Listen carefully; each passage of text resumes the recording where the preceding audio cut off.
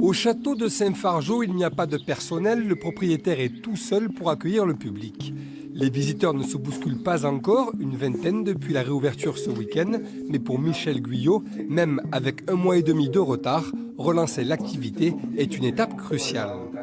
On attend impatiemment que les mesures de déconfinement soient beaucoup plus importantes, à savoir se déplacer à plus de 100 km, et puis surtout les réouvertures des cafés et des restaurants.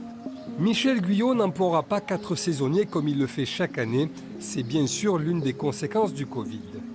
Le château de Saint-Fargeau, c'est avant tout son spectacle son et lumière.